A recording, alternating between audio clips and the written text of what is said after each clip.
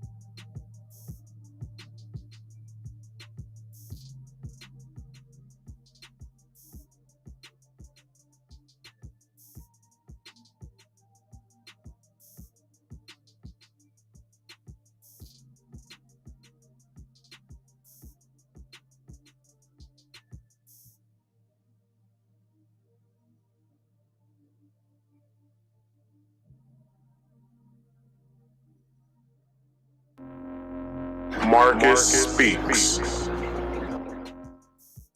What's up, everybody? Welcome to another installment of Marcus Speaks Live, the very podcast that gives you trending topics and other random things around the web. I'd like to thank y'all for coming on through here tonight. You could have been anywhere in the world, but you decided to be here with me, and I am thankful for that. Just like any show, I will be doing what I usually do. I'll be going through a few promotions, and then after that, I'll let you guys know what's going on with the show. So, how about we how about we start? So, if you could please like this video, share this video, and subscribe if you are new to the channel. Also, please don't be shy. Uh, let's start the conversation in the live chat. All right. So, with that being said, the scrolling ticker has all my information in it, as well as some things that you can give to me. So if you would like to suggest anything, or tell me about a topic that you know of that I can cover, go right ahead. Go ahead and follow what it says there on the scrolling ticker. Also has my social medias down there. So have at it. All right. If you could, please go and subscribe. I'm sorry. Every Friday, I do a game stream called Marcus Speaks Play. You can check me out then as well on Fridays at 6:30 p.m. Eastern Standard Time. And also, Saturdays like today, you can find me here live doing Marcus Speaks Live, my podcast that I love doing so much that you guys like watching so much. That also comes on at 6:30 p.m. Eastern Standard Time. So please do yourself a favor. Um, don't forget about me. Go ahead and subscribe. Hit that bell icon to all. Also, if you could, subscribe to my YouTube channel. If you could, it is right there in the bottom. The bottom left? Please hit that subscribe button and that bell icon. So once I go live, you can find what I'm talking about, or what I'm doing. Also, please hit that link in the description box for my Rumble channel. That Rumble channel is there for if things get spicy over here, as far as the conversations you guys so happen to want to call in. Um, yeah, you guys can, you know, if things get spicy, we can just head on over to Rumble where we can speak freely without any interruptions. All right. If you want to come up here and speak to me, you can. There is a link in the description. I'm sorry. There's a link in the live chat that you can hit. It'll bring you back here to the backstage, but you have to follow some rules first before you hit that. So listen up for the rules, because I'm not going to say it again. Rule number one: you must be on camera at all times when you hit that link. That means here on the backstage, and if you would like to, here on the main stage. But if you do not want to be on camera, that is fine. That's for the main stage. Here, as I said, you have to be on camera here on the backstage so I can see who I'm speaking with. There is a question back here, also some information that you should know. So once you hit that link, please follow the question back here so I can better, accommodate you or whatever. All right, so please do me that one favor. If you hit that link, please turn your camera on once you see microphone and camera. Turn all that on once you come back here, but do not start talking. All right, and the last rule is this: please silence all background noise. If you have to go to a nice secluded spot in your house, please do so. Also, wear wired headphones. All right, do not put me on speakerphone because that picks up unwanted noise as well. So and turn me off if you have me on any device. That means your phone, iPad, tablet, computer, TV. If I didn't say that, computer speakers. Please turn all that off if you want to come and talk to me. If you do that, that is fine. But make sure that there is no background noise because I will kick you out of the backstage because people, as far as the audience can hear what's going on your microphone. All right. And lastly, if you could like this video, subscribe if you are new here, and share this video to your social medias. All right. All right. So, if you guys have ever watched my show, you know that I like to, I like to play videos when I do my show. It helps me further my point, helps you better understand what's going on, and just helps for me to give you the knowledge that you deserve. So, with that being said, not only do I want to follow the YouTube policies when it comes to fair use, I also want to follow the law. So, if you guys don't know what fair use is, well, this is exactly what it is. Hello, everyone. I'm going to tell you about fair use. It's the law.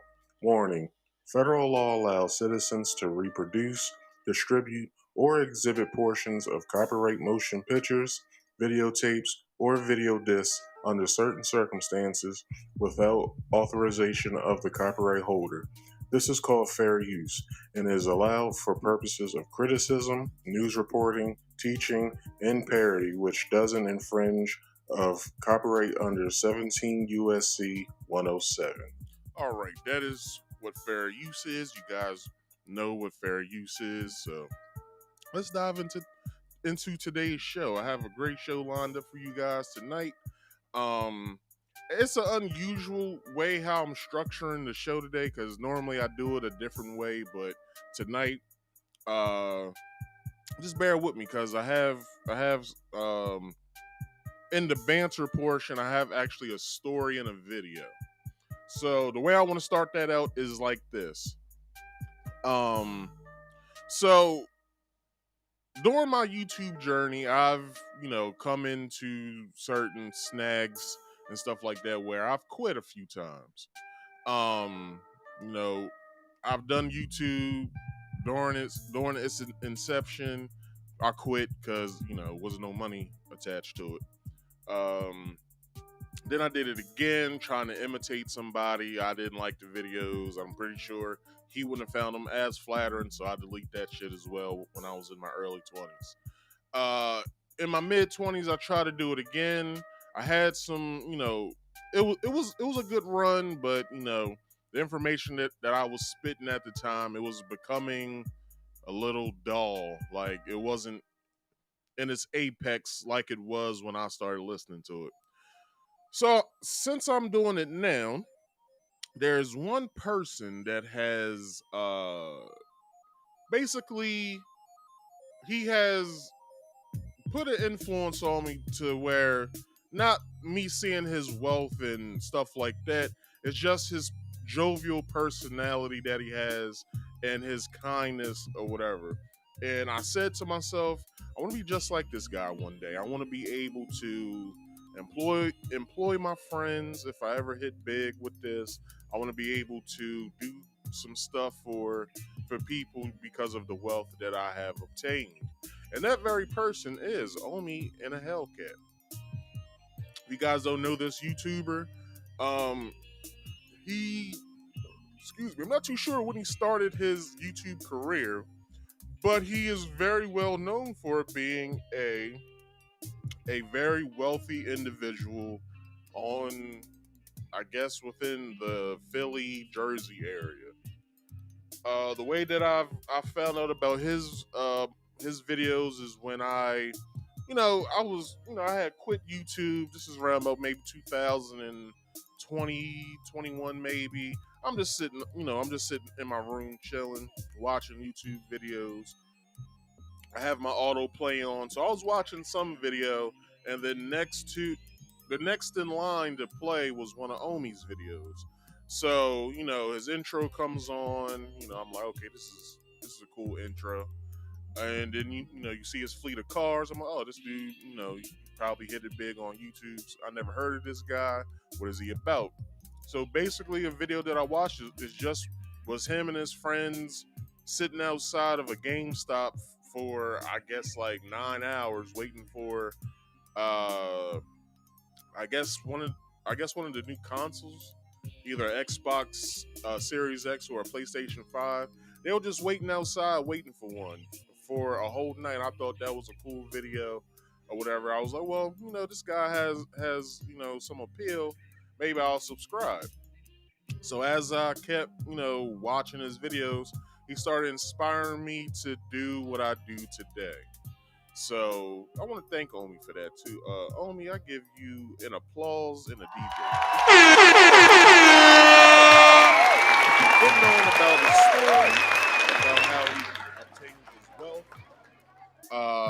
I was like, well, damn, I really didn't know about this guy. If you guys don't know who Omi is, um, I'll let you guys know after this video. So this video I'm about to play is of him after his court sentencing. Um, Omi and the Hellcat owned a company called Gears Reloaded. It was I guess, an illegal streaming service that where he obtained his wealth, and he got audited by the IRS. He got raided by the FBI, and this is what's going on with him right now. All right, guys, so I've been away from social media for a while because this is the moment I've been dreading. Uh, Facing 27 and a half years. We all know it started at 500, but I just got sentenced today. I feel like the judge was super fair. He heard everyone's testimony about my character, everyone who came to court. The judge ordered me to 66 months in federal prison, which I feel as though it's fair for especially how much money I made. I had to pay 10 point something million in restitution, which they already have, which will be applied to which they already got the money now. And I got to pay another 5.7 million in restitution to the IRS. So, I'll be home in the next 2 to 3 years. I hope you guys continue to support Reloaded Universe. I got 60 days. So once again, this has been a long time coming. I had a seizure done in 2019. I got charged in 2021. The judge was super lenient but fair, but also didn't want to deter other people from committing the same type of TV piracy that I committed. I was talking everything in detail. I'm coming out with a new YouTube video. It'll only be done by Devin Wade, and we'll talk about it. But it's over. I already know what I'm doing. I know what I'm getting. There's no more stress, no more nothing. I know when I come home, everything will be fine. I'm good. 66 months was super fair. And, it sucks for my kids, but I'm happy with it. It's probably a salvation for my fat ass to lose some weight anyway. So. All right, so that was the story. So,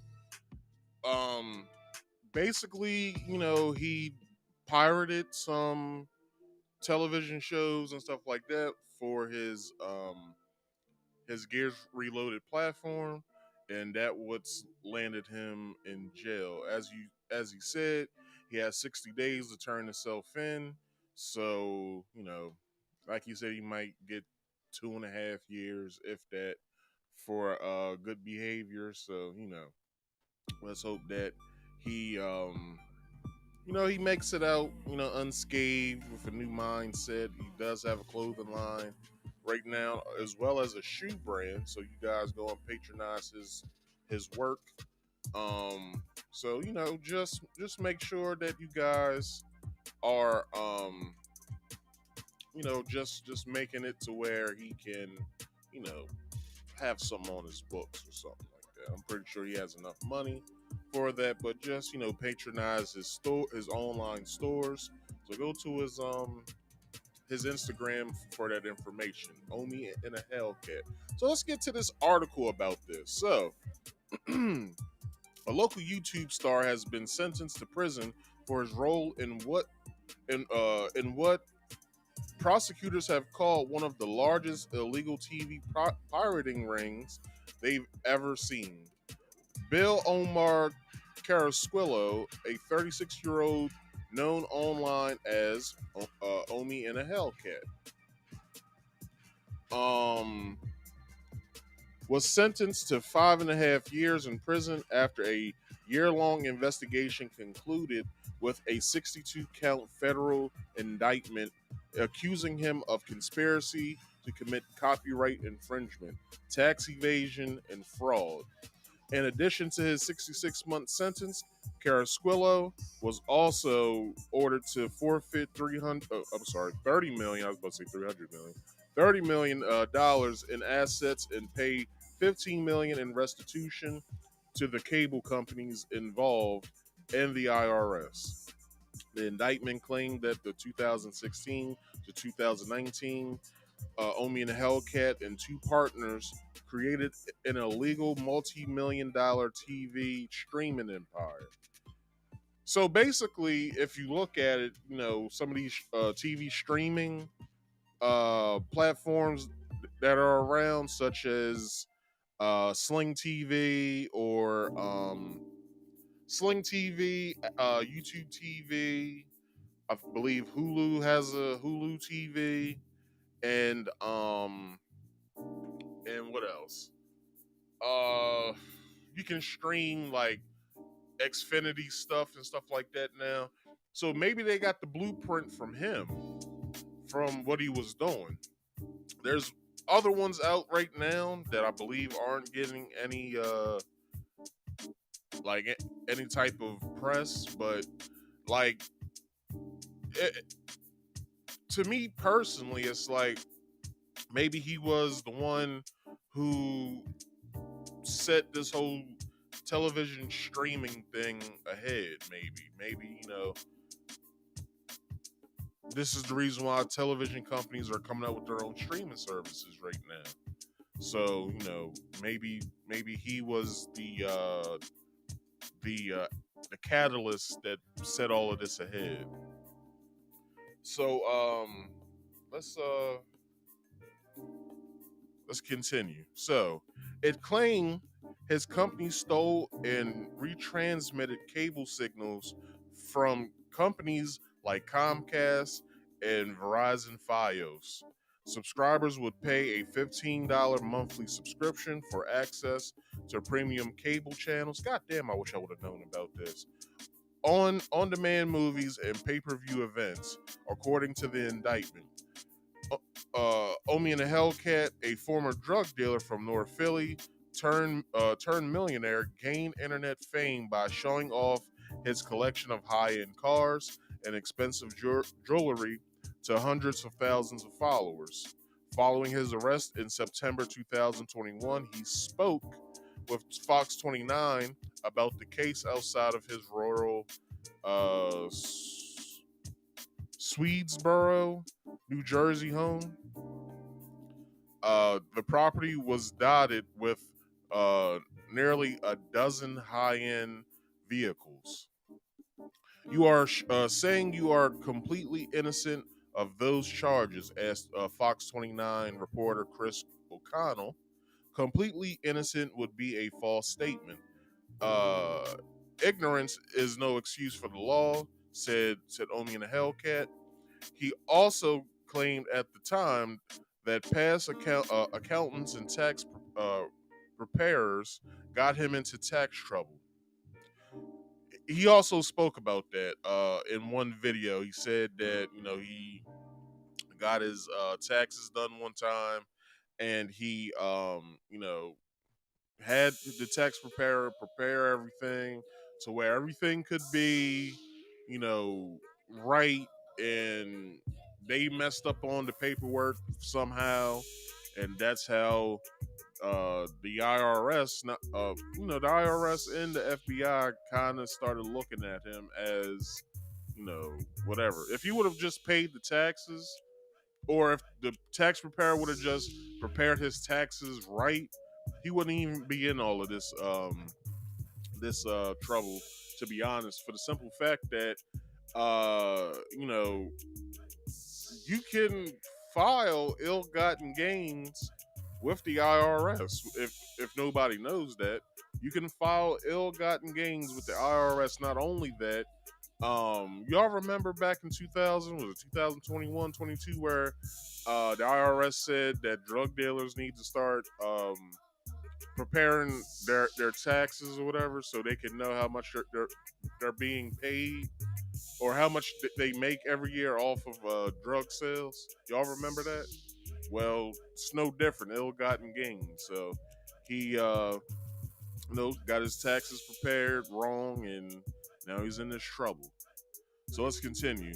I found a loophole, ran through it, and did great. There are other colleagues in the same business I was in, and they never got in trouble with the FBI. He told Fox 29 back in 2021. His home had previously been raided in November 2019 when agents hauled away more than 35 million in assets, including more than 50 high-end vehicles. You guys have ever seen his intro to all of his videos? All of those cars you see in his driveway is his cars. He pays them with cash because he's that nigga. You know what I'm saying? So I hope that he gets less time than what he already has. I hope that he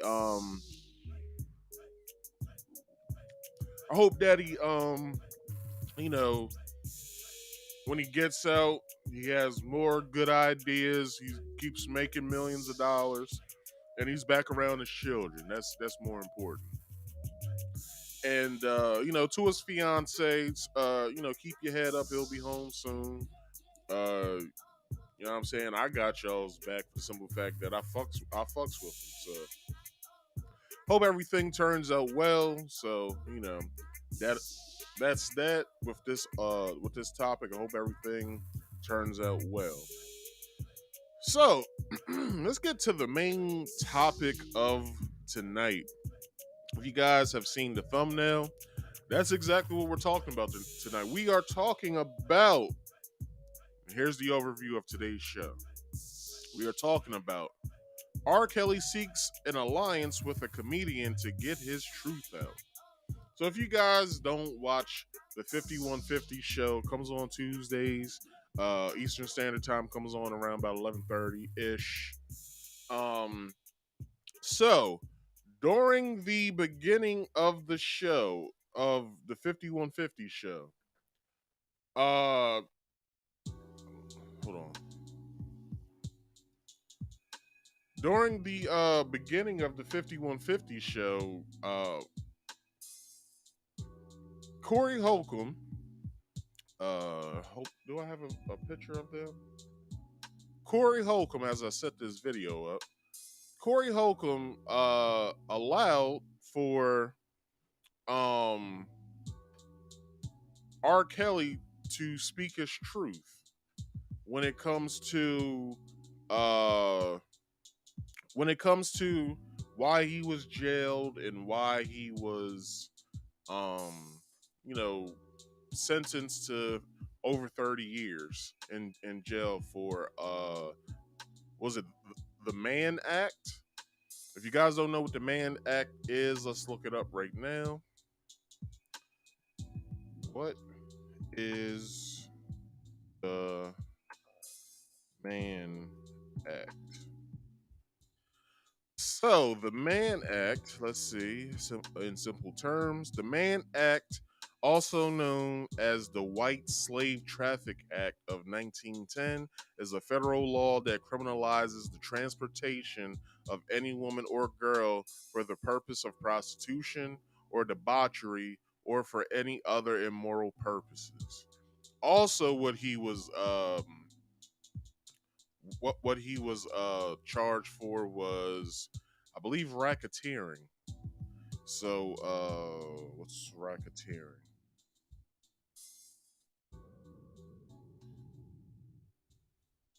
Racketeering Act. So, excuse me. Among the most common examples were prostitution, the the numbers racket, and illegal operated lottery, which they used to do back in the day, called the numbers, and loan shrinking, private loans where the borrowers were charged exorbitant interest rates such as 10% per week. So, basically he got the RICO Act basically. So, um, so that's what R. Kelly was charged for. So, he wants to tell his side of the story. So let's dive into the first audio, which I have no video this time, so I'll just leave this picture up and I'll just play the audio. The first part of the audio is around about 11 minutes or so. So I believe Corey's going to set it up. You'll hear him set it up, and then we'll get into the audio. So here we go.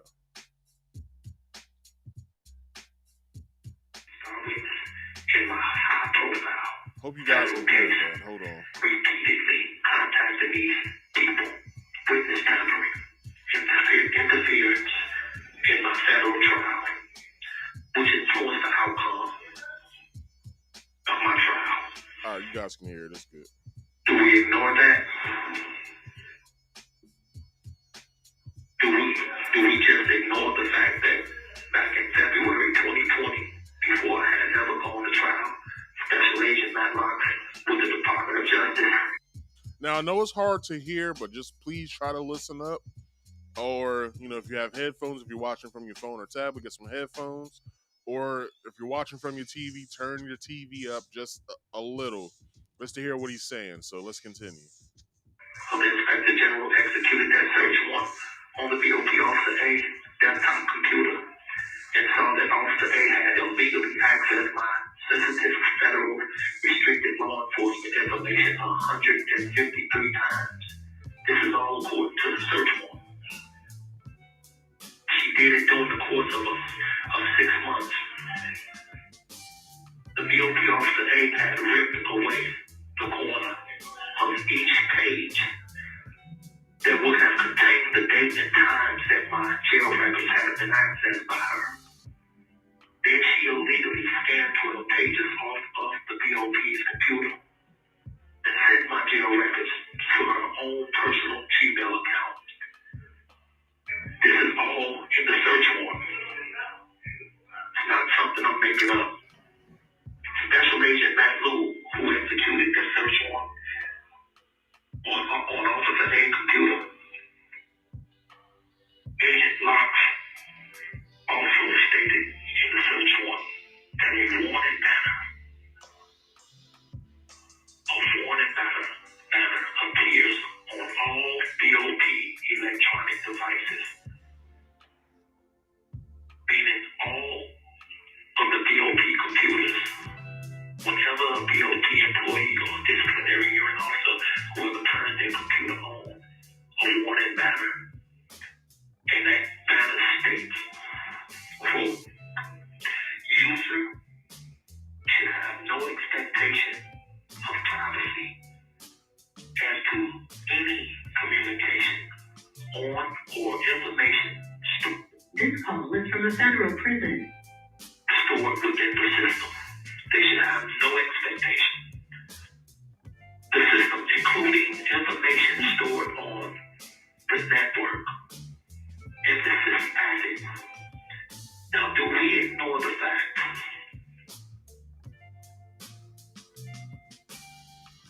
that a federal DOT disciplinary hearing officer A ignored that matter? Do we ignore the fact that she ignored the matter? Officer A broke federal law as soon as she decided that she was going to not only have expectations of me and my private, hold on a second. She broke the law when she decided to not only have expectations of me and my privacy concerning my federal restricted law enforcement information, but when she also decided to access my communications, obtain my communications, scan 12 pages of my communications and send it to her own personal Gmail account. Then she illegally provided my sensitive federal restricted communications to the block Tasha K, who stated out of her own mouth on all of her platforms that she released that information to her social media platform and to government witnesses in my case. How can we just ignore that? Call it for what it is. The law broke the damn law. And they got away with it. Look, there was a man who was accused of being a drug addict, selling drugs, robbing people, and even pointing a gun at the belly of a pregnant woman. He was accused of threatening to kill the woman and her fetus just to rob her. But just because people get accused of committing crimes don't always mean that they committed the crimes they were accused of committing. Which brings me to my point. Do we ignore the law?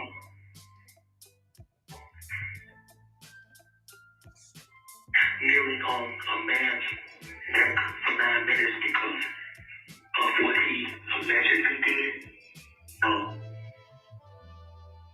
Were the officer or officers justified for what they did just because that man was accused of crimes?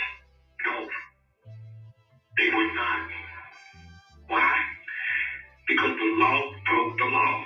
No matter what that man was accused of, the law broke the law and did not get away with that. Why didn't they get away with it? Because there was a full, transparent investigation done on the officers and what they had done to this man. And it turns out all the drug using, selling drugs, robbing people, and even point guns at the pregnant woman threatening to kill her and her baby. All of these alleged crimes that he was accused of committing did not even matter because the law had broken the law. No matter how they tried to make that man look like the bad guy, it did not work because the law broke the law. And in my case, the BOP disciplinary hearing officer A broke an unprecedented amount of federal laws, stealing and sharing all of my federal restricted law enforcement information 153 times during the course of 6 straight months. Giving it to a YouTube blogger to give it to government witnesses. In my case, while I sat in a damn bathroom for 4 years, fighting for my life, fighting for my freedom. This call was from a federal prison. And looking at a fucking search warrant that shows that these federal crimes were committed against me by this mysterious BOP officer A. Let me ask you something. Excuse my language, but does the law get to ignore the law at their own discretion? Is the media truly fair and unbiased press? Then tell the public what they did.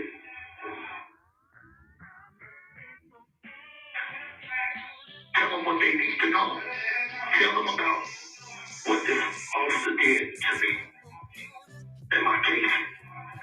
Tell them how she robbed me of my constitutional rights. I want the media to tell how she robbed me of an unfair chance at my trial. Tell the public how Officer A jeopardized my freedom and my life by doing what she did to me. Stealing my information, sharing it with government witnesses, causing the outcome of my trial. Causing the outcome of how the rest of my life looks. Tell the public that. And then let them decide. Anything less is censorship. Oh, God, I just want to read that, man. I'm glad you got it off, brother. Everybody I know gonna know this. This is real, man. I would not be on the phone while I'm in the BOP, being held by the BOP, and talking about the BOP lying on the BOP. Trust me, I wouldn't do that. Not only that, this phone would have been cut off if I had told one lie. That's real. Amen. And I've done at least 19 interviews and said these things on this BOP phone. And none of my calls were cut off because they know it to be true. I'm not going up against the whole BOP. I'm talking about this one BOP officer A who did what she did. All cops are not bad, bro. All BOP officers are not bad. All government is not bad. I'm only concerned about what happened in my trial because I know my story. My girl in 2019 came to my visit who I've been with almost 5 years, living with her and another girl. They were of age. And when my one girl came to me snapping on me in my visit the last time I saw her, she wanted to know since when did I start calling my girl Cookie, my other girl. I'm like, why are you tripping? We all lived together for so long, but I was also trying to figure out how the hell did she know I called her Cookie? So she was like, don't fucking lie to me because I know I saw the email. I'm like, what? And I also saw the email that I also heard you on the phone telling your lawyer you're not going to leave her for me. I'm like, how the hell did she know all of this back in 2019 when I was when 6 months after I was arrested? I didn't understand. Then she left very mad. And I hadn't seen her since. She went, ended up testifying against me. And I don't find out until 3 weeks before my verdict. 3 weeks before my verdict that the prosecutors came and told my lawyers that somebody had leaked some of my information. But they played it down. They didn't even say what it really was. Well, now I have a search warrant, and I just read a lot of stuff off of that search warrant. And that's why they didn't tell us, because it would have stopped the trial. If a jury knew about that, if anybody that had sense knew about that, my trial would have went a whole other way. If you don't mind, man, I'm going to have to hang up because it's going to hang up on me and I can call you back in like another hour. I bet. Thank you so much, man. Brother, I know you. I respect you, man. Hey.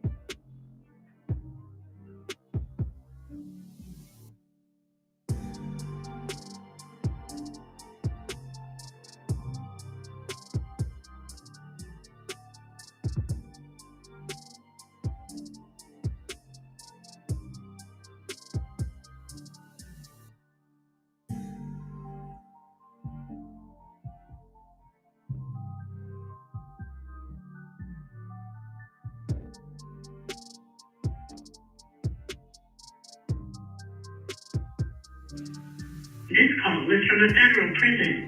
You will not be charged for this call. This call is from R.Kelly.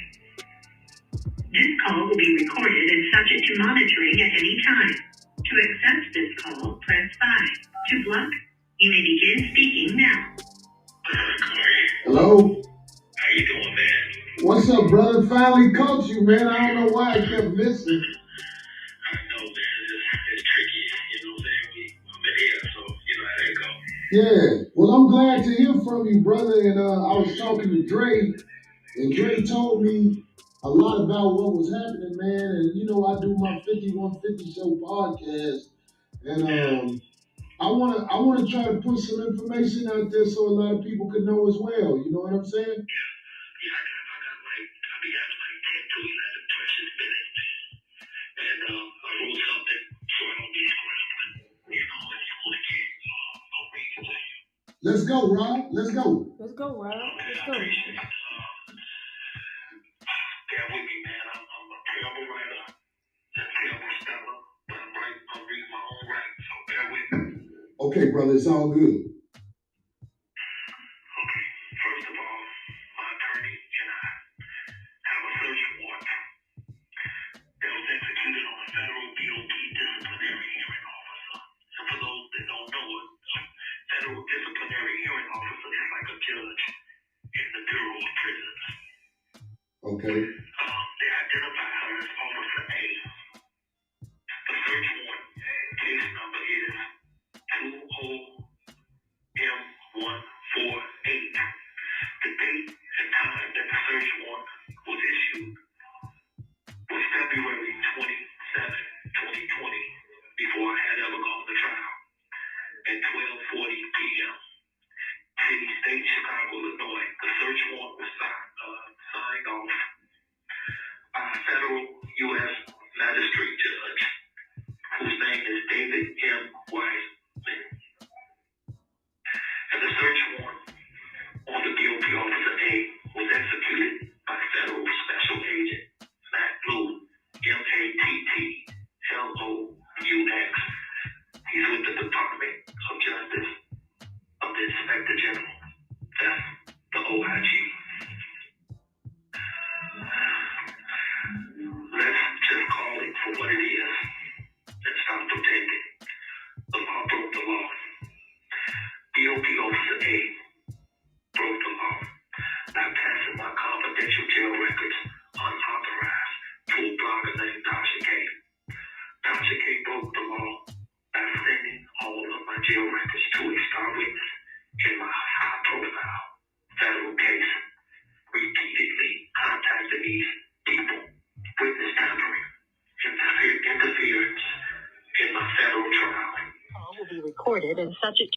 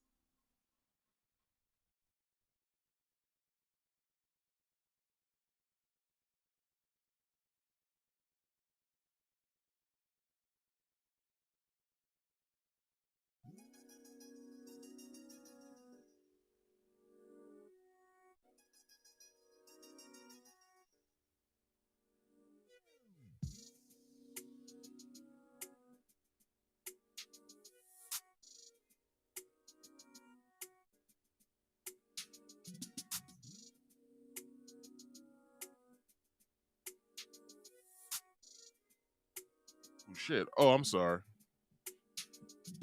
Damn, I wonder if y'all couldn't hear me the last time.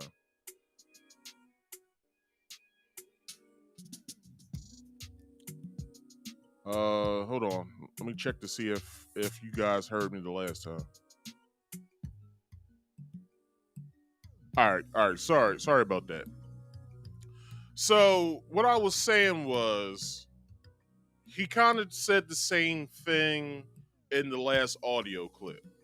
So he basically brung up Tasha K again. So, Tasha K, she does have something to do with this, but also, let's blame Lifetime, the Surviving R.Kelly series. Now, I'm not being a R. Kelly apologist. I believe he did the shit. I believe he did, take all these girls around the world or whatever, and I believe he was doing some nefarious shit with them. But also, for a man to fight for his innocence, hey, I don't have a problem with that.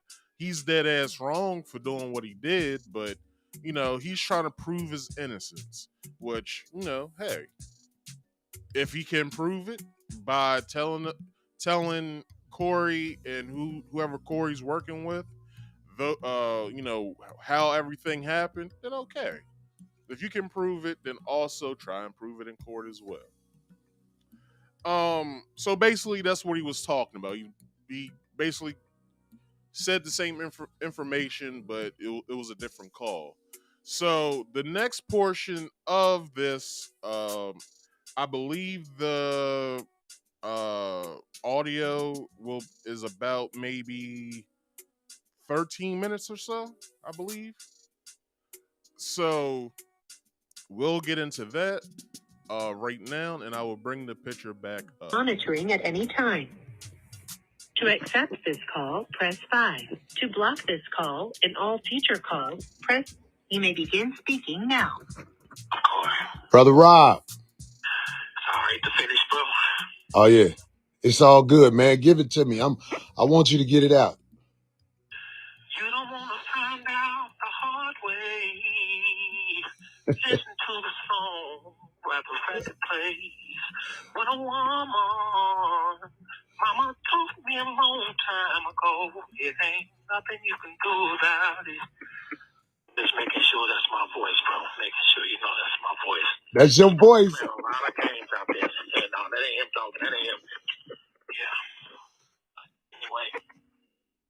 No, that's your voice, man. That's that voice everybody has grown to love, man. I mean, I don't even know if you remember me from at the basketball court at the Y on 63rd and different things. Yes, I do. Yeah. Trust me, I do. It's me, bro. It's me, bro. I hope that we find a way to make some shit happen in this thing. Howie and all of them. Yeah, hell yeah. That's what's up. Oh yeah. I got you, trust me. Yeah. I'm just I'm in a casket right now, buried alive, kicking, that's all. Oh man, I really believe you're gonna get up out that motherfucker soon. It's a test of your patience right now. But brother, this information, most people don't know this. So it's good you giving it to us. Okay, cool. Well, here I go. Okay. Bear with me. Tasha K, who has publicly stated on all of her YouTube platforms that she shared my federal law enforcement information with my girlfriend at the time, who after seeing that restricted information became very, very angry with me to the point she came to the visit at the MCC in Chicago where I was being detained. And at that visit, she did nothing but curse me out, telling me about things I had said to my other girlfriend, things I had told my other girlfriend and my attorney, which neither of those things she should have known about. Because I was only talking to my other girlfriend on the BOP's phone. And I only talked to my lawyers on the BOP's phone. So how could she have known about not only my conversations with my other girlfriend, but also with my attorneys? How could she have known? She would repeat exactly what I said on the emails to my other girlfriend. And she was very upset that I had given my other girlfriend a nickname, which was Cookie. Which, by the way, they talk about that in the search warrant where I call my other girlfriend Cookie. This is a search warrant. And she yelled at me, saying, I know you call her Cookie. Don't fucking lie to me. I saw the emails. And she was right. I think my other girlfriend girlfriend that didn't name Cookie. How did she know? Who showed her my emails? Then she went on yelling out things like, I also heard you telling your attorney that you was not going to leave her for me. In which was right again. Because I did talk to my attorney and tell him that and more. Then she yelled out and said, don't fucking lie to me because I heard you talking on the phone. I know your fucking voice. And when she said that to me, I was dumbfounded, trying to figure out how the hell she knew these things. She started calling me liars and all kind of names, telling me to get rid of my other girlfriend. And if I didn't, then she was going to leave and do what she had to do. And I told her I was not going to leave my other girlfriend. But if either of them wanted to leave, then I would respect that and honor that. And that wasn't the answer she wanted to hear. In fact, it only made her angrier. And when she saw that yelling and cursing me out and threatening me was not going to change my mind, she told me I had done. She told me I had no idea what I had done. And after that, she left the visit. That was the last time I had seen her. But I know without a doubt that when she left that visit, she was furious and scorned by whatever emails she had seen between me and my other girlfriend, phone calls between me and my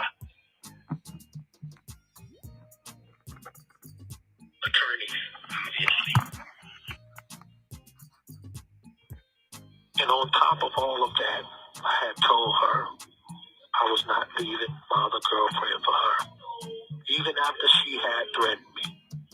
This incident took place in 2019. So when I went to trial in New York in 2021, the same girlfriend that had come to see me at the visit in 2019, who is now my ex-girlfriend, had become the government star witness testifying against me in that New York trial. And she definitely lived up to... This call is from a federal prison. And she definitely lived up to the name star witness.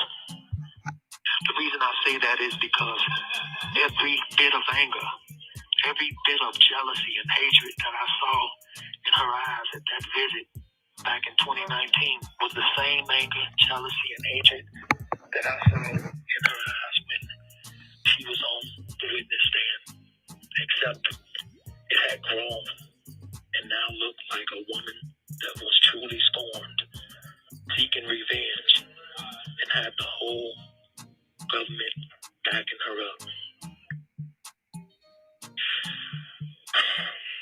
Well, now I have obtained a search warrant executed on the BOP disciplinary hearing officer A. The government continues after 4 years on Officer A. Search warrant on Officer A was executed back in February 2020 before I had ever gone to trial. The search warrant shows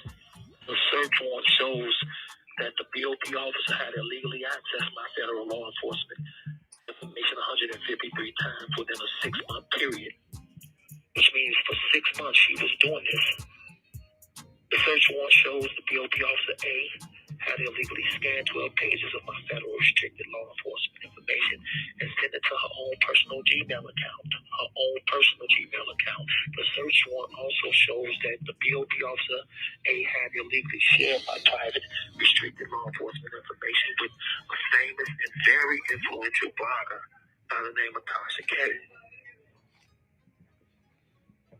The search warrant shows that Tasha K had illegally received all of my federal restricted law enforcement information from the BOP officer A.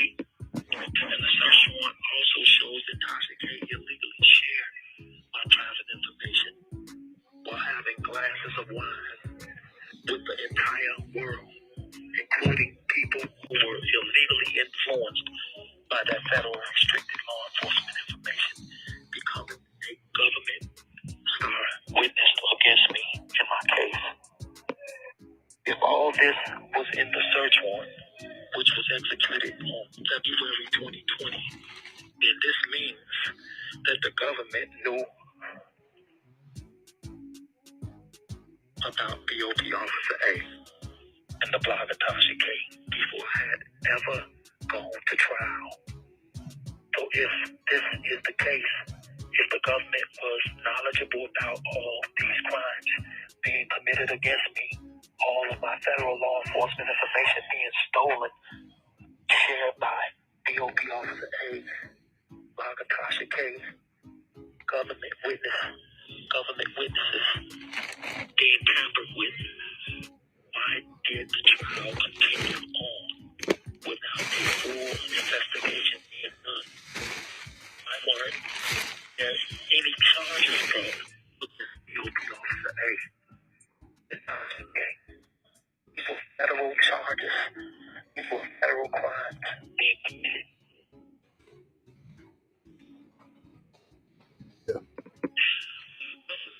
Well aware of it.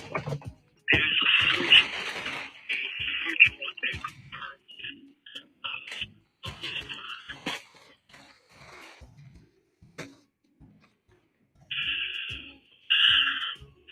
There's not a kid.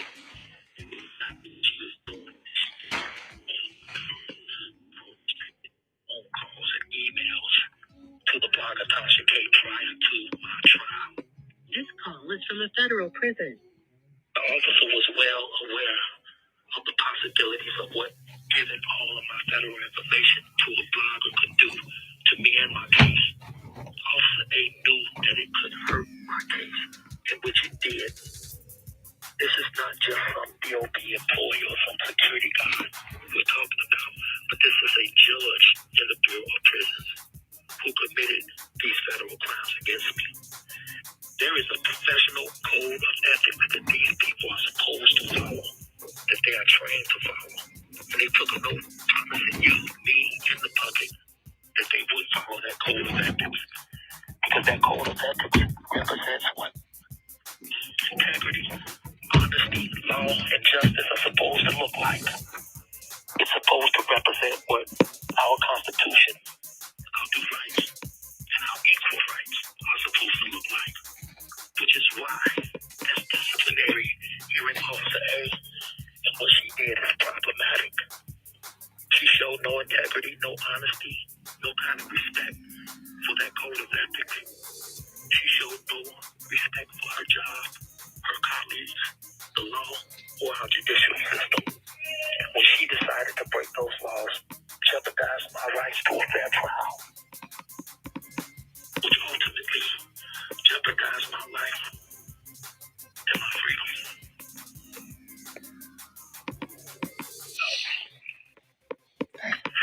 Now, some people, they're going to say, well, he had his day in court. He was found guilty by a jury of his peers. Well, here's the problem with that. The jury,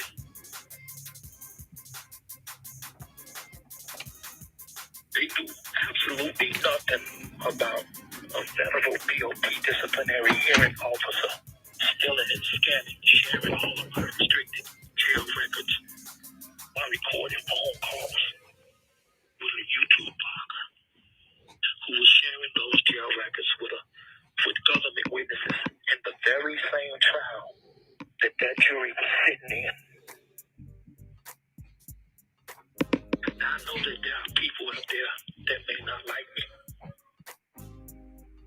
or believe everything they hear about me. It's okay, because you are entitled to your opinions of me, R.Kelly, and I respect that. But my constitutional rights, they're supposed to look just like your constitutional rights. My due process, R.Kelly's due process, is supposed to look just like your due process. There should not be a celebrity's version of the Constitution or due process. My freedom is not a celebrity.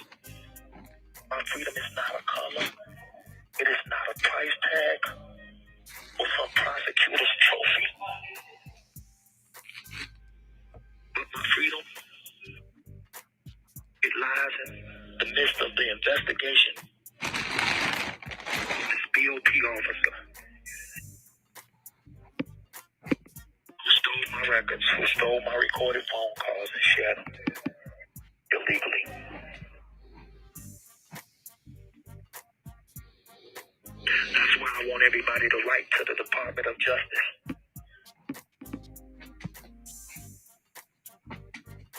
950 Pennsylvania Avenue, NW, Washington, D.C. 20530. And I gave you guys the number to the search warrant. You can look it up yourself. It's public knowledge. It was sealed at first. Now it's unsealed. I got 30 seconds. Hey, brother, when I tell my people about this, they're going to write because nobody likes the way the system is playing you and anybody else by creating crooked laws inside of the alleged good laws. So, brother, it's all good.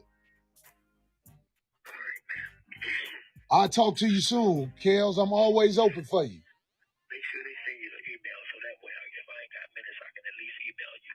Okay, bet. All right, boy. All right, brother. Respect. All right. So that was the full audio of Kels's call to Corey Holcomb. So he basically laid it all out. What's all going on? Why he got prosecuted for the charges he got prosecuted for. Also, he also states about the illegal obtaining of legal documents from Tasha K, and as well as what else did he speak about? As well as him just basically telling us right into the Department of Justice and let them know the injustice that he had to go through when it came to his case.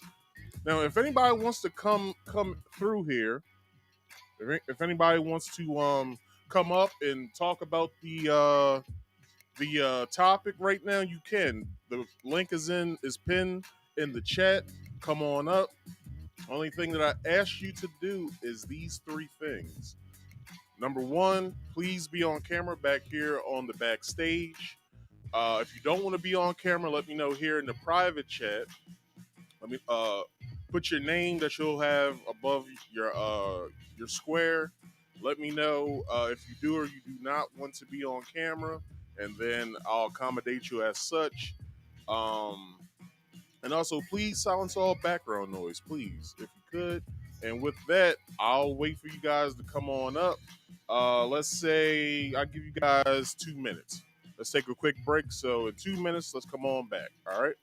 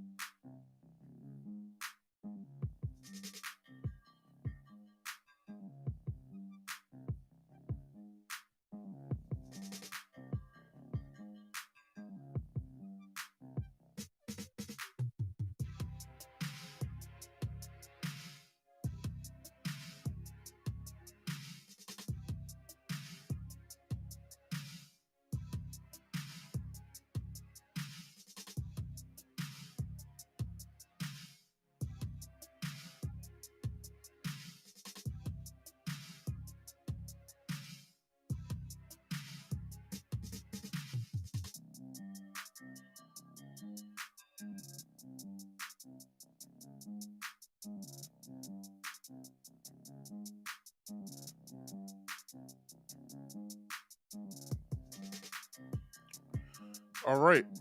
Does anybody want to come up here and talk about this? We can talk about this, or I can just move on. We got 13 people, 14 people in the chat. Come on and come on up. Let's talk about this. If you would like, if not, we can just move on.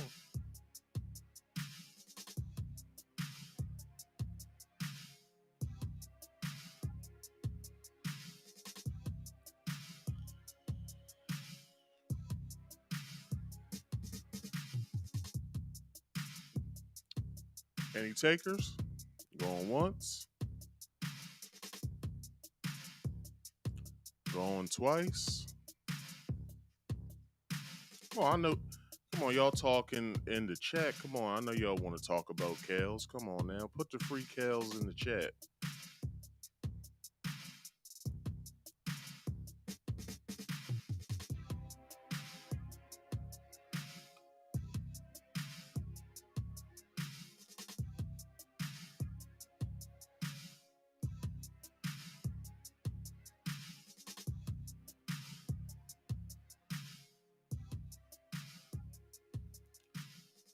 Well, all right. I guess nobody wants to talk about it. So we will be moving on to some random topics of the day. I only have two, so what we'll be talking about here in the random topics portion of the show is banking collapse and inflation report. So if you guys don't know what the hell's going on in the world, some banks have failed. Preferably Signature Bank, uh, Silicon Valley Bank, and a few others. So instead of me sitting here talking your head off about what's going on, I'll let this video actually tell you what the hell's going on. Here we go. Silicon Valley Bank was the home of tech startups, the 16th largest lender in America, and held around $200 billion in assets. It collapsed on March 10th, the biggest lender to do so since the global financial crisis. Many of its deposits were larger than the $250,000 that is covered by federal insurance.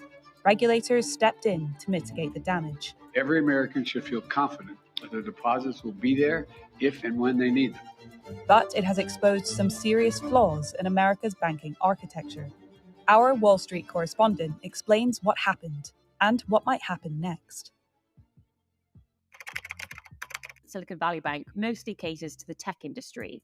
And over the past 3 years, the tech industry has been booming. They've raised a lot of money for venture capital, and they were all banking with Silicon Valley Bank. Now, all of these customers are commercial customers.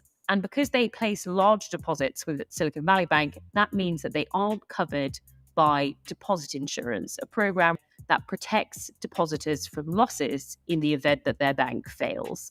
So that was one problem. The other problem for Silicon Valley is that it has amassed a huge pot of deposits from these tech companies over the past 3 years, but it was struggling to make loans to those same companies. So instead, it used those deposits and it bought a lot of treasury securities, which is debt issued by the American government, and mortgage-backed securities as well.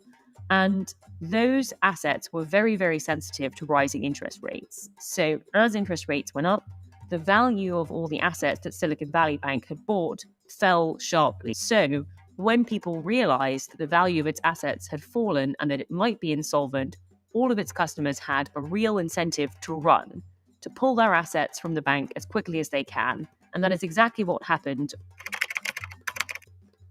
The Treasury announced that all depositors in Silicon Valley Bank and another bank called Signature, which also failed, were going to be made whole. So even the uninsured deposits that companies had placed with Silicon Valley Bank and Signature Bank were going to be redeemable in full. That is a new intervention that the Treasury has not made before in one of these bank failures. And at the same time, the Federal Reserve launched a new lending facility which would allow banks to post good, high-quality assets like treasuries, like mortgage-backed securities, in a new facility to borrow against them at quite generous rates.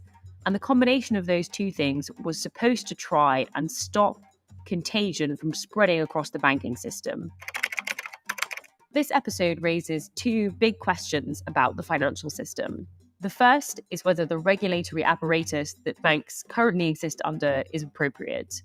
Silicon Valley Bank and other banks of its size were exempted from a lot of the regulations put in place post-crisis, in part because it was thought that their failure wouldn't pose a systemic risk to the financial system.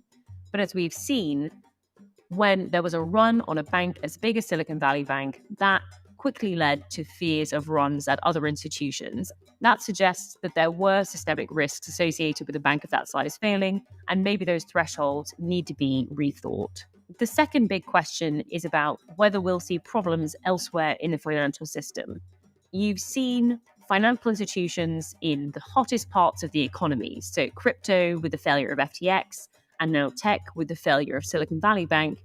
You've seen those institutions come unstuck first as interest rates have climbed. It's not yet clear whether the full impact of interest rates has rippled through the entire financial system and revealed all the institutions that might be struggling with the consequences. Thank you so much for watching. To read more of our coverage of this. All right.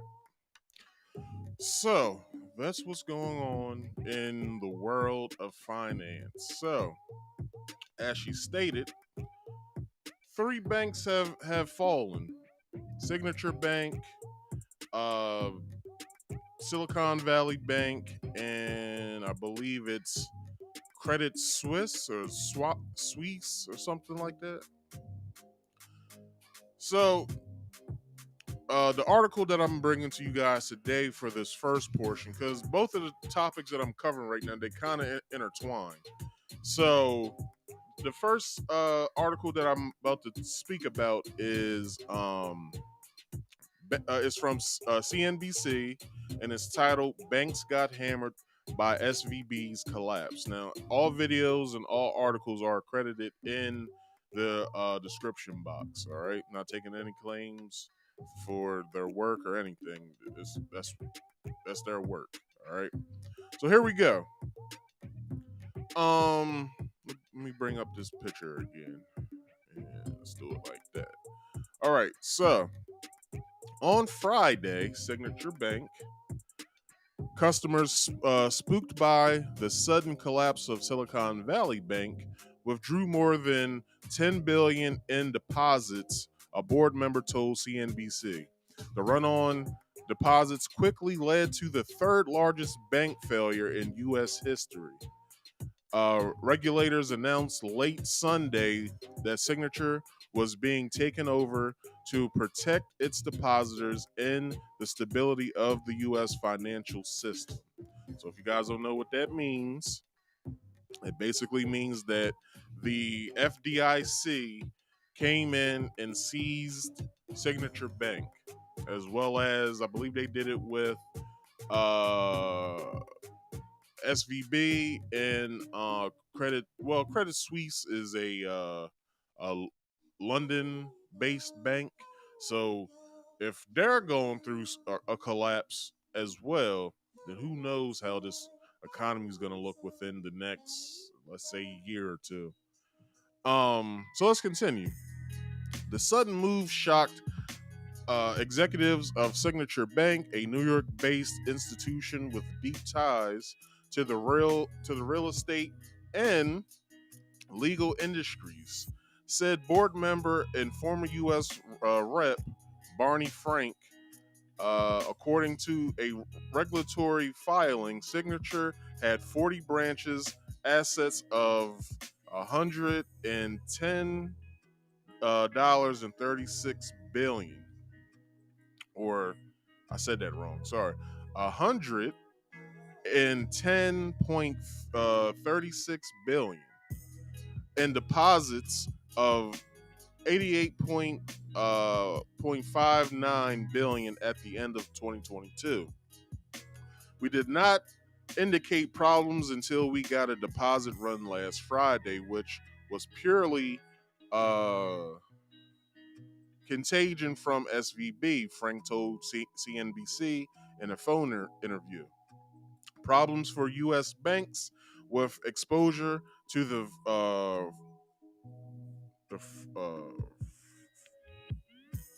hold on.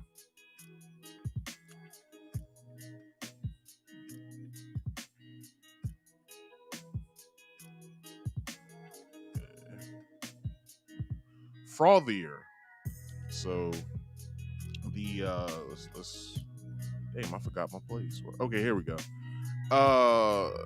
Banks with exposure to the frothiest asset classes of the COVID pandemic, crypto and tech startups boiled over last week with a wind down of crypto centric Silvergate Bank. That's the fourth bank, I believe, the third U.S. bank, but fourth bank in all.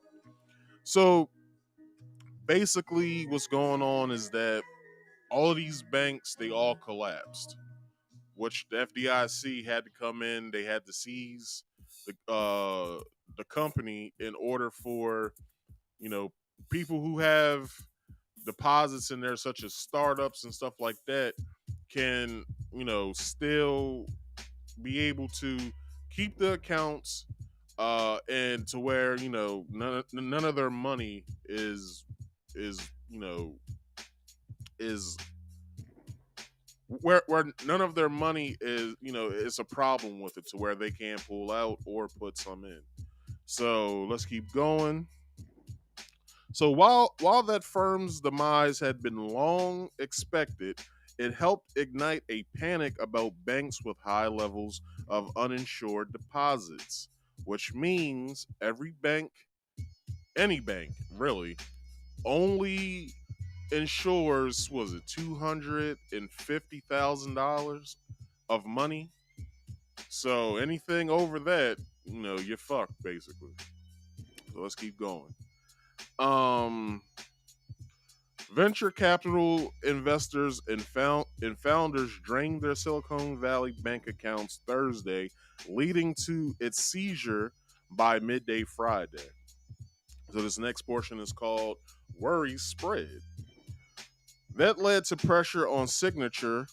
So First Republic as well. Though that's S. Hold on, that's S. Give me a second. I didn't order these pictures right. So here we go. Hold on.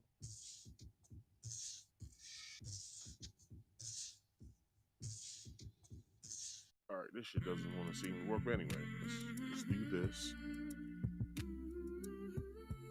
So First Republic and other names last week on fears that uninsured deposits could be locked up or lost value, either of which could be fatal to startups. Signature Bank was found in 2001 as more business-friendly alternatives to the big banks. It expanded to the West Coast and then opened itself to the crypto industry in 2018, which helped turbocharge deposit growth in recent years.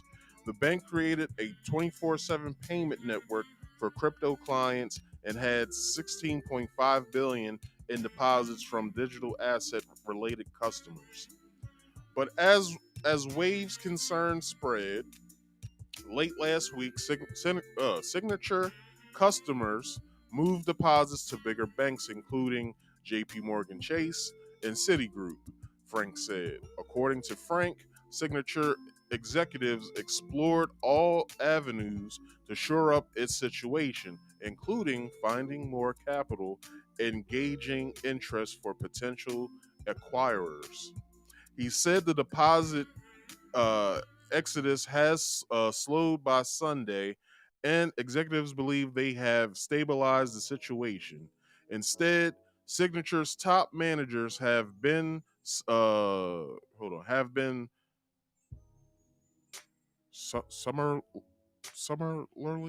I'm saying that wrong. Jesus Christ.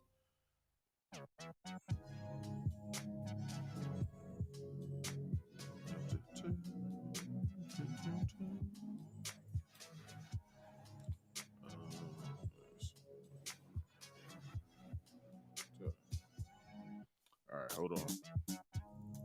Summarily, I did not know. Never seen that word. So anyway, top managers have been summarily removed, and the bank was shuttered Sunday. Regulators are now conducting a sales process for the bank while guaranteeing that customers will have access to deposits and that services will continue uninterrupted. So the next section is called Poster Child. The move raised some eyebrows among observers in the same Sunday announcement that identifiers SVB, Signature Bank, uh, and Signature Bank as risks to financial stability. Regulators announced new facilities to shore up confidence in the country's other banks. Another bank that had been under pressure in recent days, First Republic, declared that it had more than 70 billion in untapped funding from the Federal Reserve and JP Morgan Chase. For his part, Frank, who helped draft the landmark Dodd-Frank Act after the 2018 financial crisis, said there was no real objective reason. The signature, that signature had to be seized. I think part of what happened was that regulators wanted to send a very strong anti-crypto message. Frank said, "We became the poster boy because there was no insolvency based on the fundamentals." So basically, what's going on and what they're basically saying is this: is that they've, some banks didn't really need to be seized, but also at the same time that the Federal Reserve and some, the financial portions of Congress thought that it would be the best bet for these companies to be seized. But as I was saying about Credit Suisse, uh, they're being they're dropping as well for the simple fact that they're a London-based bank. They have some or one bank over here in the States, but nonetheless, they're about to drop as well. I believe they're going to be the fourth bank, which internationally is a problem because now we know as well the financial sector overseas is also going through some lack of a better terms some bad deals right now. Some people blame it on most of these banks are going woke as well as them going broke, so it's a reason why this is happening. But who knows the situation when it comes to these banks. you know let's not just pin it on going woke, going broke, because we don't have a clear indication of what happened. Now, I would say this: when the stimulus checks came out, when all this money was being printed, this could be a reason why most of these banks are falling. For the simple fact is that they just printed money out of the air. We didn't actually have that in gold and silver here in the country.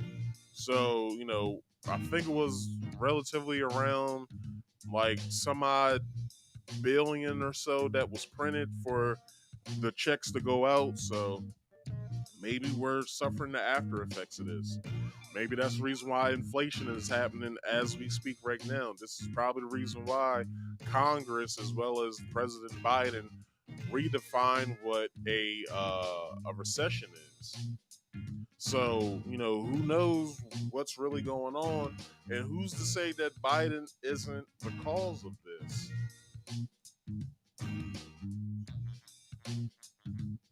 You guys didn't remember, between 2016 up until 2021, we was booming. We was booming here in this country.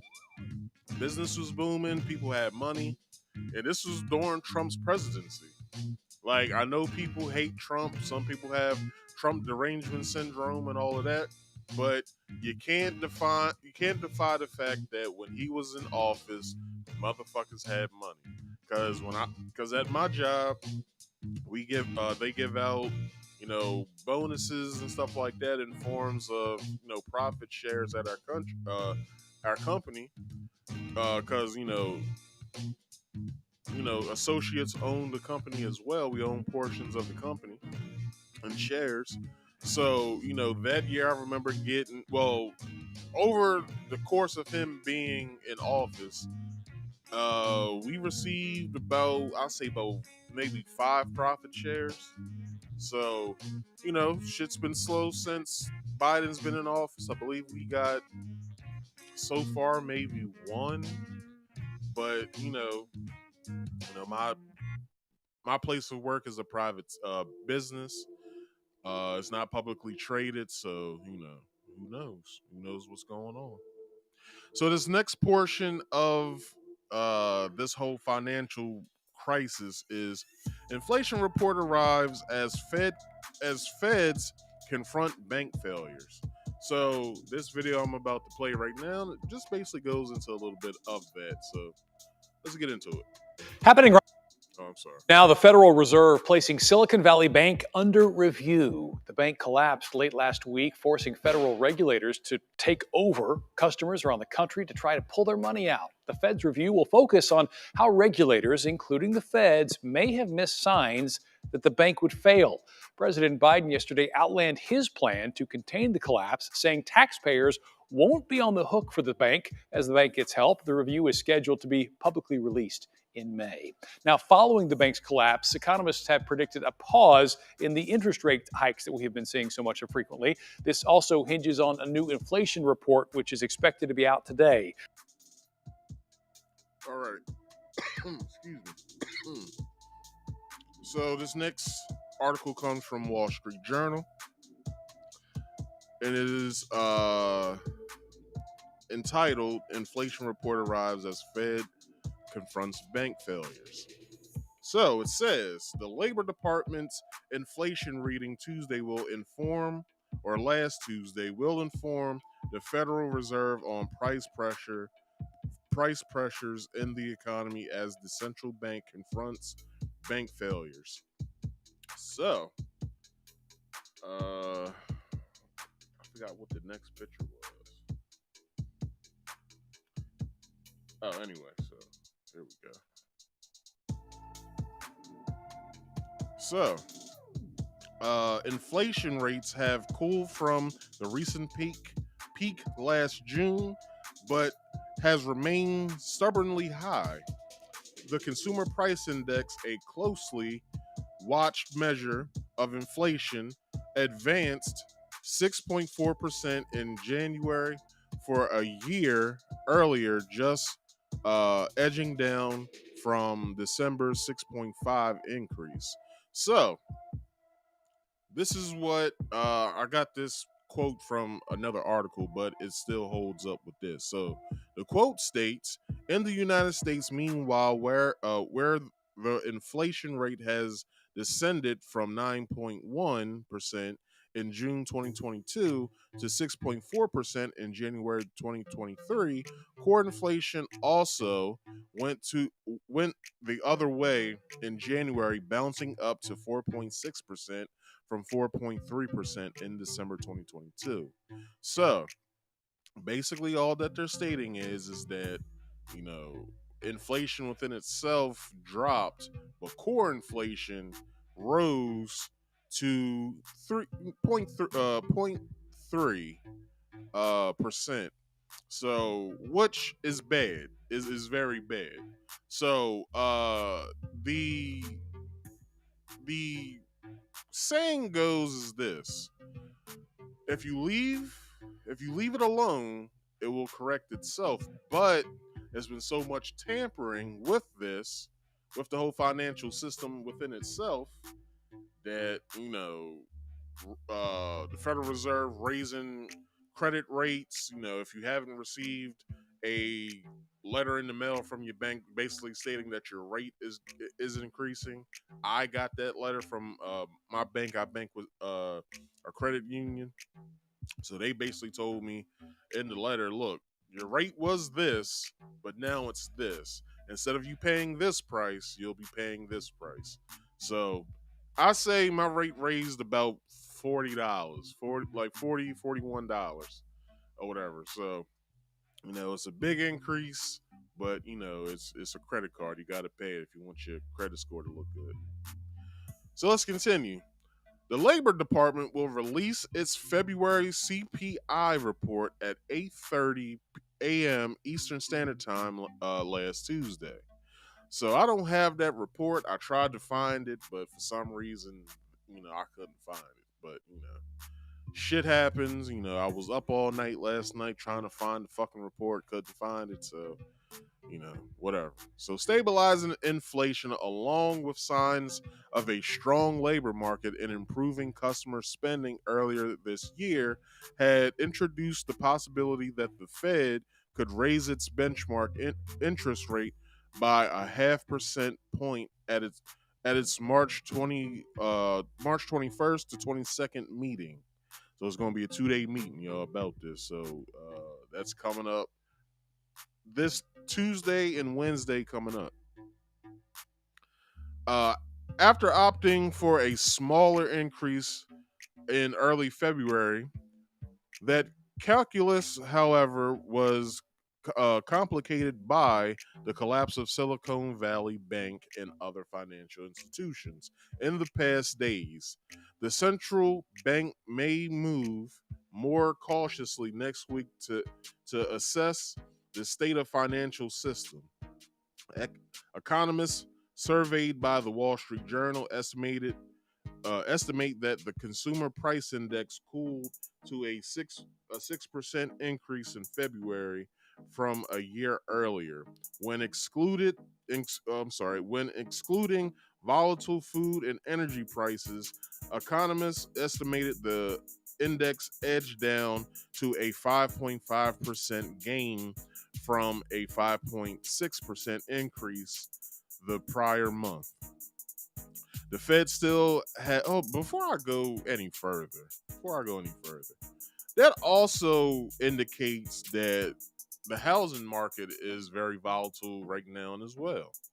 Which means if you're thinking about buying a house right now, I know somebody who wants to buy a house right now, and I basically told the person it'd be a bad idea if you try to do that right now, because people who have just bought a house in the recent years, their situation right now with it is they're binded into it now. Like there's no getting away from it. They won't be able to sell their house if they want to. It'll be no way for them to do anything. So I told them the best bet right now is I would wait. I will wait right now to buy a house until all this shit uh basically cures itself. Like, because you don't want a high rate when you buy a house. You want a reasonable rate that you can afford and stuff like that. You don't want to just go into getting a house and then you find out you got to pay upwards of like $3,000 a month on your house, and you got probably, let's say, uh shit, like an 85 square foot house, and you paying $3,000 on it a month, along with gas, energy, water, your trash bill, your own personal bills, car note, shit like that, phone bill, cable. Like, if you can afford it, do it. But I would say wait until we have, as a country, we're in a good enough spot to where the house market will boom again, because the house market kind of was like starting to get better, but then all of this shit started happening. So now it's at a place where you might see house prices raise as well, if they're not already if they have not already risen. So who knows what's gonna go on with this, because as I said earlier, it's a possibility that we could go into a deep depression, but by the end of this year. So and who knows how long that shit will happen? Because you gotta remember, the Great Depression started in 1929, and it was what? How long did the Great Depression last? Let's look that up.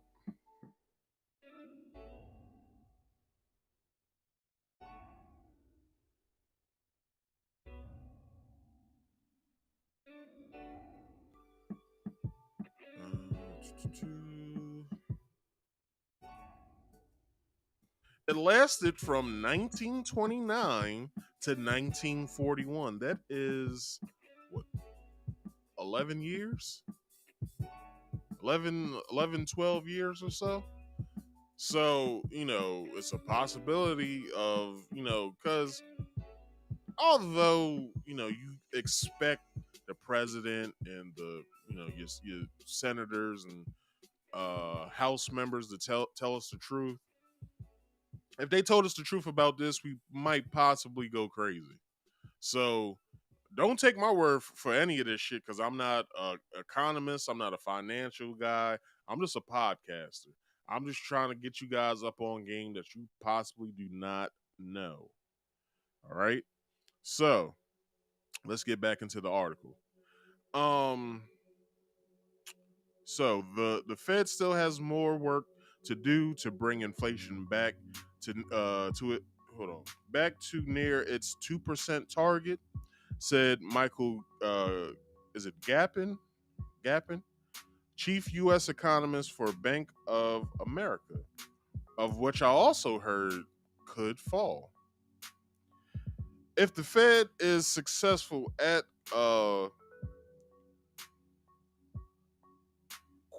quarreling the recent market volatility and ring fencing the traditional banking sector. Then it should be able to continue its gradual pace of rate hikes until the monetary policy is sufficiently restrictive. The Fed has aggressively raised rates over the past year to cool demand and combat inflation.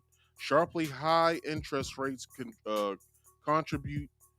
contributed to the failure of 110 billion Signature Bank and 209 billion Silicon Valley Bank in recent days, could complicate the central bank's approach to raising rates this year. If the crisis were to spread further in the financial system before the bank failures, the broader economy showed surprisingly strength to start the year.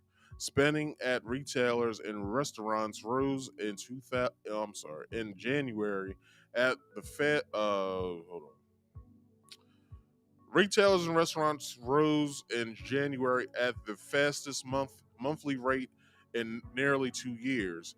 In the February jobs report, which I will be speaking about in the next section, uh, released Friday, showed employers added 311,000 jobs after adding 500,000 jobs in January. But this is one thing that they're not telling us, and that's why I'm here. It's a possibility that at the end of this year we could suffer job loss. Here's why: because of this whole financial system that's you know getting very volatile. Now I heard upwards of 2 million jobs will be lost this year. So if you're in one of these sectors where of work where you feel as though that you're in a spot where you could lose your job, uh don't take my word for this. Do your own research, because I'll tell you all this after every podcast episode. Do your own research. But that's what I heard. I forgot what senator said it, and I've been trying to figure out what senator. I know it's a white woman that said it, who's a senator, but You know, she said upwards of 2 million jobs will be lost this year. And I will be covering that in the next section of this. So let's continue this article. Still, some signs of cooling have emerged. Economists estimate that retail spending declined in February. The Commerce Department will release new consumer data on Wednesday. Wage growth monitored last month suggested that tight labor markets aren't lending to rapid increase in workers' paychecks and job openings, while still well exceeding the number of unemployed seeking work, fell in January. Before I continue more on this whole jobs being lost, Google has let I forgot how many jobs Google has dropped, but I know Meta, which was formerly Facebook, Meta has let go 10,000 people, and as we speak, they're letting go another 10,000 people. So these tech companies are letting people go. So who's to say that within the next coming months or so that you know other sectors won't let their employees go as well. So uh, let's keep going with this. So the Labor Department said in that last sentence I just wrote, I just read. Um, so private sector job postings estimates shows continue cooling demand for labor. Spending and employment are growing at service providers such as restaurants, hotels, and doctors' offices, which were hit hardest earlier in the pandemic. Those industries have underpinned recent inflationary pressure, in part because of strong wage gains. In other words, uh, motherfuckers is working, but they're not getting paid too much. What's going on, Jay? How's it going, man? Let's see. At first watch, a chain of more than 400 uh, breakfast and lunch cafes, there has been little signs of consumer pullback. While labor and related costs rose by 11.4% in 2022, the company raised menu prices by an average of 7.8% during the year, after being able to keep prices flat during 2021. Annual supplier contracts have helped keep the chain's food costs predictably, while some restaurant sales rose 14.5% compared with 2021. To capitalize on eager customers, the company is working to keep wait times low during peak periods such as weekend mornings. We're investing in improvement in processes and equipment and things such as that to capture the demand. So basically, here they're talking about banks, the peak hours during banks such as weekends and I believe it said early mornings or so, but that part it was talking about banks. I had to cut out a portion of this article for the simple fact that it, it wasn't important. So that the sort of couple sentences I just read was about banks. So let's keep going to end this portion of the article. In cases where labor shortages have led to high prices, some customers have pulled back and sought out cheaper alternatives. So here is the scary part of this. Brace for a recession in 2023 as job losses top 2 million, city says. Fox News article. So, this next video I'm about to play is basically speaking of this. Sort of. So, let's see what the video has to talk about. I think we got a good jobs report. While the more than 300,000 jobs added to the economy last month is a dip from January's robust job gains, President Joe Biden says the latest data proves the economy is healthy. Because of our economic plan, unemployment has been below 4% for 14 straight months. But the unemployment rate did grow slightly from 3.4 to 3.6%, and wage growth also slowed down. Economist Michael Gapin says both are early indications the Federal Reserve's efforts to cool down the economy could be working. On the margin, that's good news for inflation, but I would say that the battle is certainly not yet won. He says that cool down could also be good news for borrowers. After this week, Federal Reserve Chairman Jerome Powell warned the central bank could raise interest rates more aggressively if the job market remained too hot. They probably don't need to do that. They can continue to move in 25 basis point increments or quarter point increments from here. The central bank already increased interest rates 8 times in the last year. This week, Massachusetts Democratic Senator Elizabeth Warren cautioned Chairman Powell not to go. Yes, it was Elizabeth Warren who said that. I couldn't remember her name for some reason. Let's keep going. Overboard and hurt the most vulnerable workers. If you continue raising interest rates as you plan, unemployment will be 4.6% by the end of the year. About 2 million people who would lose their jobs. All right, so they're not playing anymore. All right, so the article states that the U.S. will likely tumble into a mild recession that sees unemployment top 5%. So also, I have this slide here, which it raised, but I believe this is from January. According to a new report from Citi Global Wealth Investments, in its latest Outlook report published this week, the group said that the economy could lose an estimate of 2 million jobs in 2023 as the jobless rate climbs to 5.25%. So we'll believe that the feds have hiked and shrinking bond portfolios have been stringent enough to cause an economic contraction within 2023, the economist said in a report. So here, right?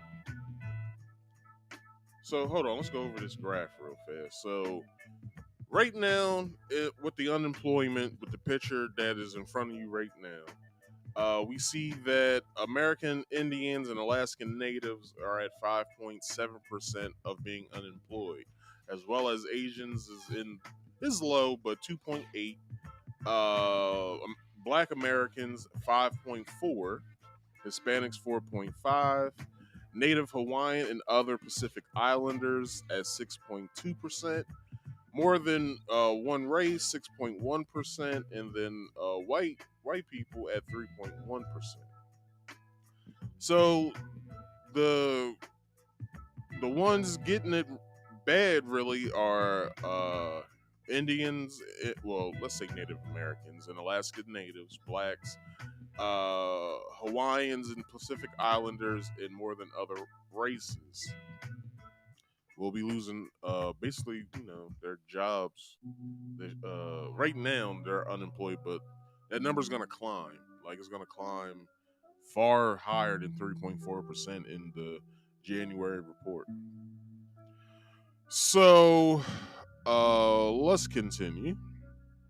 So oh yeah, I believe I wanted to cover this. So in January as well, they so jobs added was 517,000 jobs that was added, but unemployment rate shrunk to or raised to 3.4%.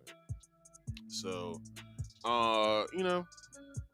we'll see how this how this works out within the next coming months.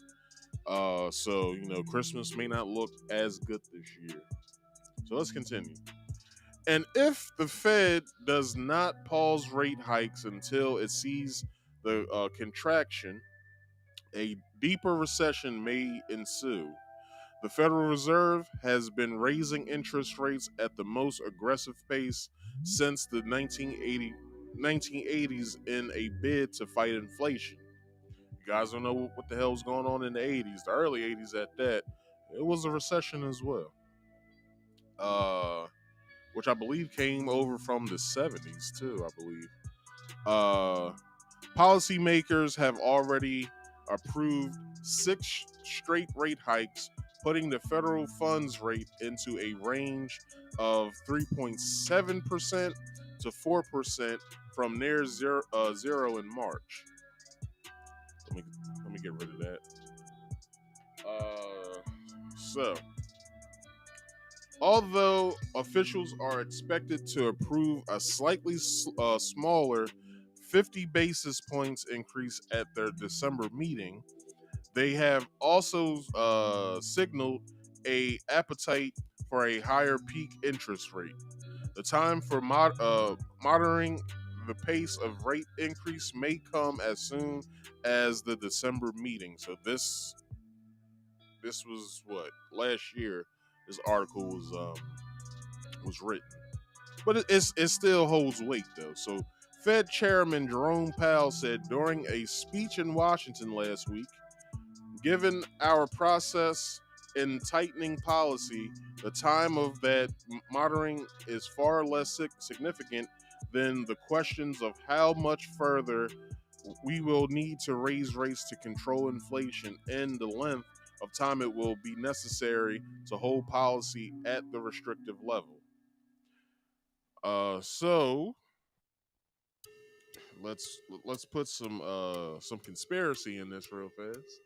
You guys haven't heard of the CBDC at all? The central, what was it CBDC, the central bank digital currency. You guys haven't heard about this?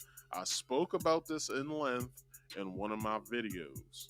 Basically, in that it states that if something like this happens, they will see and find a way to roll out the digital currency. Basically, is what it's going to be, but it's going to be attached to a whole bunch of bullshit, which basically will have a social credit rating to it as well. If you guys don't know what a social credit score is and all of this, just do your research on China and you'll get all the information you need, because that's what they're going through right now. Um, Almost was it 95% of um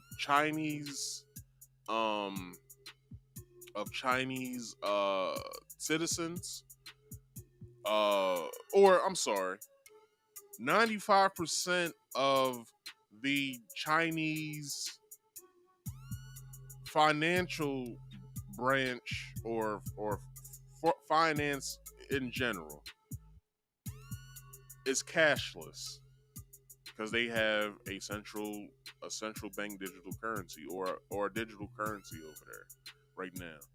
So only 5%, you know, 5% of their economy is cash. The rest is just digital currency. Um, our credit cards is basically something like that, a digital currency. Shit, put your money in the bank, you use your debit card. You know, that's only measuring how much money you have in there. It doesn't. It's not as if you can pull that money out, but still, it's like most people use debit and credit cards to purchase things now. Very little people use cash anymore. So it's like, some places, that you may go to may ask for cash, but cash only at that. But most places is you got to use your debit card. They don't accept cash anymore, which is weird because it's like, well, it's money. I got it. I can pay for my items. Why is it I can't use cash? They don't accept it anymore in some places. Um, so we just need to figure out what the hell is going to be going on within these next couple uh shit these next few months, to be honest. um because as I said, who knows what will happen. But let's continue this article. So, but with inflation remaining persistently high, economists widely expect the Fed to trigger a recession with high interest rates, which could force customers and ultimately businesses to pull back on spending, which means that they won't be hiring because that's part of spending. So, Bank of America, Goldman Sachs, and Deutsche Bank are among the major Wall Street firms forecasting a downturn next year, although they remain uncertain about its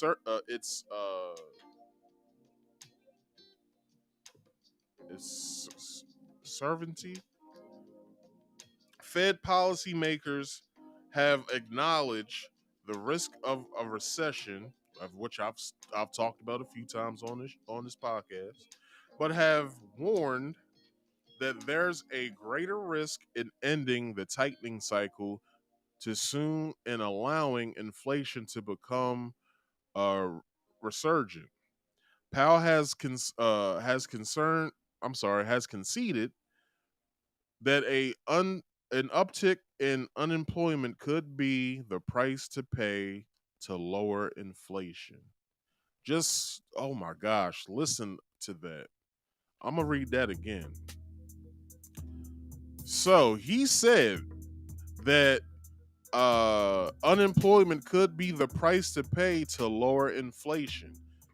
As I just spoke on earlier within this article, 2 million jobs will have to be lost in order, and this is just them like estimating, like and predicting. This isn't like a for sure, like yeah, like this is gonna happen. Like they're just saying, look, we might have to cut 2 million jobs in order for inflation to cease. If that doesn't work, what the fuck is gonna happen after that? So 2 million people is going to be out of a job, which I forgot how many people are in America. So, population of the United States. We are at 331.9 million people here in the United States. So, 2 million jobs, you may, out of that number, you may be like, well, that's not too bad. But that's just an estimate from 2020 when we took the census. But that's with that being said, more people have been born since then, more people have died since then. So it's just an estimated number of of that's how many people that are in the United States right now. But at that same thought is, it may not seem like a big number, $2 million out of 331.9 million, but you got to remember, you got retirees that could be, which my supervisor is retiring, sometime in the summer, but she has enough sick and personal time and vacation that she can take up until then. And also, my assistant supervisor, she's retiring this year as well. She's on vacation too, just like my supervisor. And who's to know if their 401ks is going to look any good for them to actually be able to, to retire. But like I said, my company is a private company that's worth $4 billion, but who's counting? But it's a private business. We do our own, shit, so maybe for them it could look good for them to retire right now. But who's to say that it might be a bad idea for them as right now to retire? But who knows? Um, but nonetheless, they could possibly be able to, retire and be with their families and stuff like that. Um, I just lost this damn. Okay, there it goes. So who's to say that it's not a good idea for them to retire as we speak? But time will tell. So sure that they're waiting to get stop working and be able to sit on the fruits of their labor. But everybody has a dream. But let's continue this article. Only got a sentence or two left. So the most recent inflation data in Fed minutes suggests that the Fed is aware of these risks. The city economist said. Yet Fed policymakers' tendency toward excess gives us pause as we plan for 2023. So, as you guys probably know, if you don't know, California in certain sectors, certain cities such as Los Angeles and San Francisco, they're about to give out in San Francisco it's 5 billion or 500 billion. I don't even know if 500 billion is a real number. It's 5 billion. Let's just say 5 billion. They're about to give their African American citizens a estimate of, I believe it's, was it like 20 some odd thousand? I don't know if it's a lump sum or not, but they're about to give each black citizen, and there's some terms to it too, like he had to be black or African American for 10 years, whatever the fuck that means. You had to have had a family member that was incarcerated and or a slave, and some other shit. But you know, some of that money that they're giving away is, also could stimulate the American economy, but they want to give it away. I'm not saying it's a bad thing, but we're going through some shit right now. I had that shit wait for a minute. But they're just following what a Michigan town did. I forgot what Michigan city did that as well. They gave their African American citizens reparations as well. So maybe it's some money that they had set aside for this. Who knows? But anyway, that's it.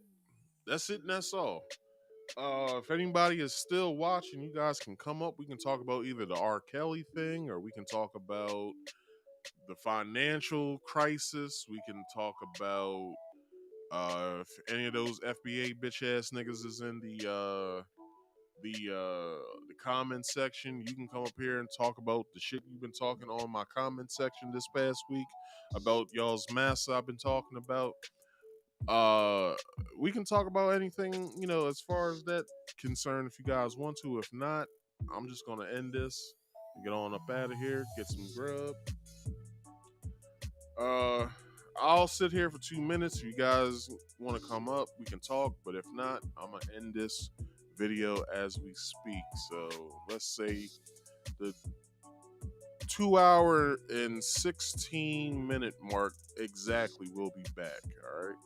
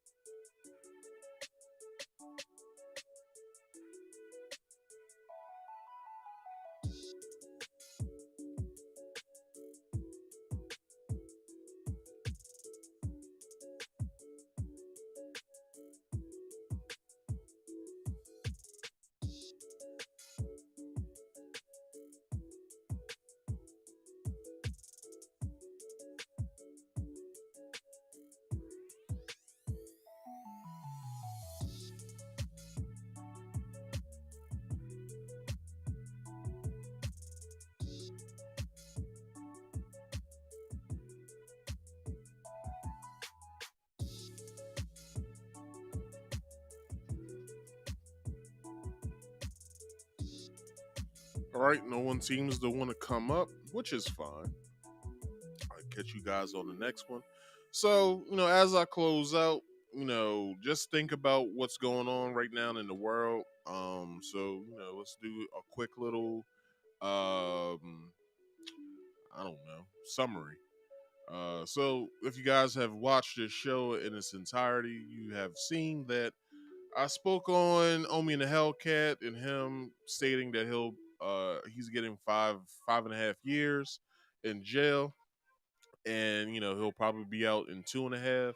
So prayers go out to that brother and his family. Also, R.Kelly called Corey Holcomb, or Corey Holcomb called R.Kelly so he could get his story out. You know, all I have to say with that is the parents within the RICO charge that he got in the Mann Act, all parties involved who either gave their child up or was helping along with this shit, they should be getting processed in jail as well, because they had everything to do with this as well as R. Kelly did. Tasha K, she fled the country, so it's a possibility that nothing will happen to her if the feds don't go after her in Africa. So you better keep moving in Africa. You better go to the Congo. Also, this whole bank crisis that's going on is scary because nobody knows if their bank is gonna go under or not. Jobs will be lost possibly this year. Inflation is still high. They're trying to cool it down, but it doesn't seem to really be going down. But they can only wait and see what happens, and we can only wait and see what happens. So, with that being said, I'm gonna go ahead and get up on out of here. Before I do, I'm gonna give you guys some words of encouragement and also promote myself too. So,